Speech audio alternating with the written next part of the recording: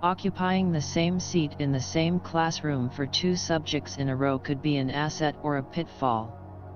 Gary fulfilled this quantum in Mrs. Funnell's English and Latin classroom, his desk next to a large wall bookcase containing classics written by legendary authors, providing irresistible opportunities to ingest their works. Whether during class or after.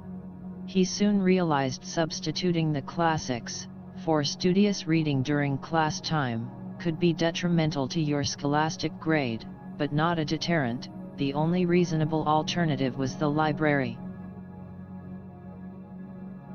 Mrs. Ruth Salo was the Gibson Branch Public Library's librarian, and was very much acquainted with Gary, commencing with his school days at Burkhalter Elementary. She was aware of his reading interest and in the past kept him informed of current book arrivals, but with the advent of junior high and the initiation of his paper route, his once routine visits having almost become non-existent.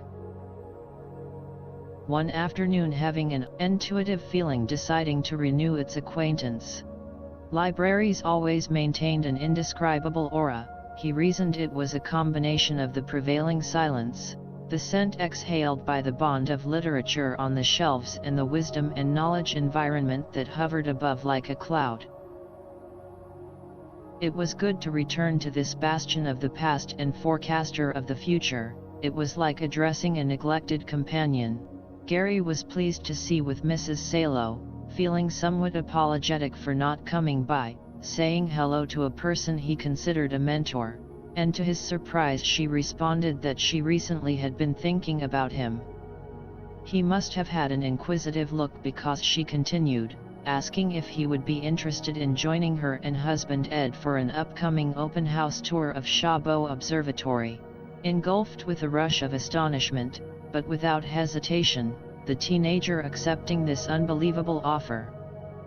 Nestled in the hills a short distance from Mountain Boulevard, 2 miles from Gary's home, was Chabot Observatory. The invitation to tour Chabot was a dream come true as he readied himself in great anticipation.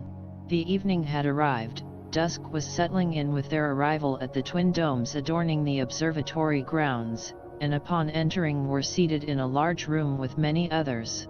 Gary soon realized the group was a segment of an organized meeting and the program presentation was for new members.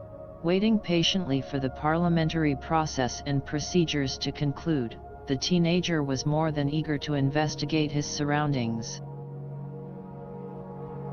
Their group entering the largest of the domes and were introduced to Rachel, a 20-inch refractor telescope, who has been adorning her spot of prominence since the observatory was constructed in 1915. Gary was looking ardently to exploring its application. Unfortunately, the telescope was obligated for a prior engagement and a disappointed group moved on.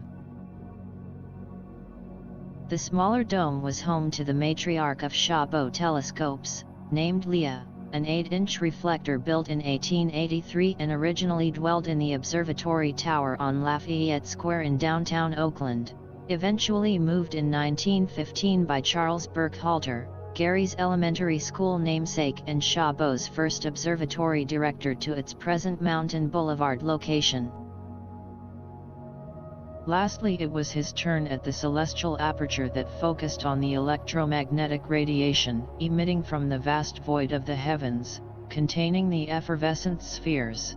Gary engrossed attention to the eyepiece, focusing his vision, and before him a sounding of a soft yellow-ringed planetary image appeared. His psychic froze. He stood looking at a timeless existence. 900 million miles of eternity was captured.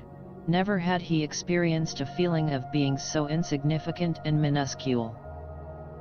Saturn's awe-inspiring soft glow and 4 visible moons was indelibly inscribed in his conscience, emboldened as symbolic to the stalwartness of existence.